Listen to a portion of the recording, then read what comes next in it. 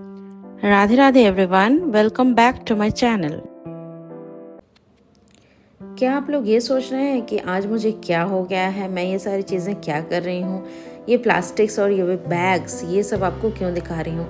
Actually मैं आपके साथ ये सारा कुछ शेयर नहीं कर रही हूँ, मैं ये शेयर कर रही हूँ कि कितना सारा काम आजकल हम लोगों को करना पड़ रहा है। घर में जो भी है सभी को बहुत सारा काम करना पड़ रहा है। तो ये सारी कुछ ना ऐसी चीज़ें हैं जिन्हें हम फेंक भी नहीं सकते हैं, लेकिन जो हमेशा ज़रूरत में भी नहीं आती हैं, तो इन्हें हमें सिक्योर करके रखना पड़ता ही है।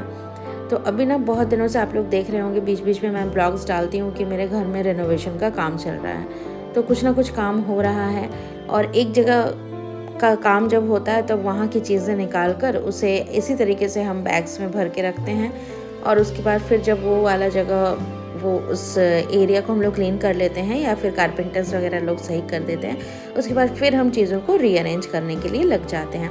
तो 2 दिन की छुट्टी थी, मम्मी बोल रही थी कि ये सारी चीज़ों को एडजस्ट करना है, तो काम ख़त्म हो गया सोफ़े का। तो हमने सोचा कि चलो इसको आज हम लोग एडजस्ट कर लेते हैं। तो सोफ़ा जो है, इसके फोम्स और इसका जो कवर था ऊपर का कपड़ा, वो सारा कुछ चेंज कर दिया गया है।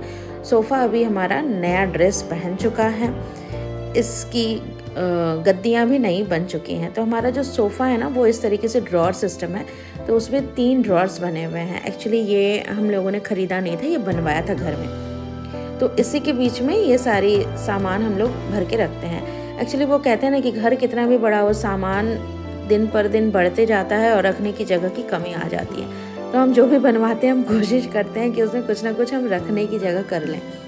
तो डाइनिंग की हालत कुछ ऐसी हो पड़ी है, अभी तक कर्टन्स वगैरह धुले हैं लेकिन अभी तक लगाए नहीं हैं, क्योंकि डाइनिंग में थोड़ा सा काम अभी भी बाकी है। तो सोफ़े को इस तरीके से अरेंज कर लिया जा रहा है।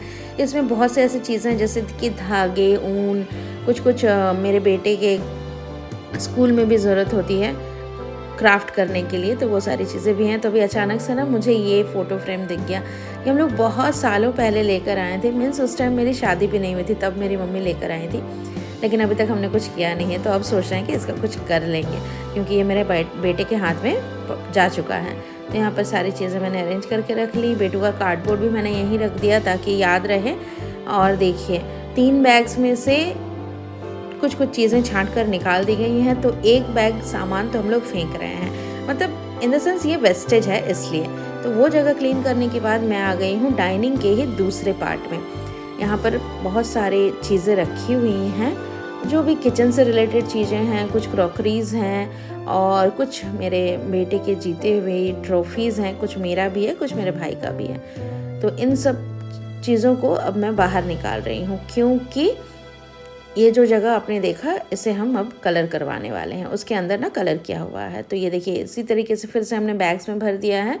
और जो भी सेरेमिक वगैरह चीज़ें थी या कांच की थी तो वो टूट जाती, तो उन्हें ट्रेज़ में करके अलग निकाल कर रख दिया है कुछ को, और कुछ को हमने अलग जगह पर रखा। मैं वो भी आपको दिखाती हूँ। देखिए ये भाई का रूम है, इसका हालत बिल्कुल बिल्कुल बिल्कुल ख़राब है, ये बिल्कुल भी अच्छा नहीं लग रहा है।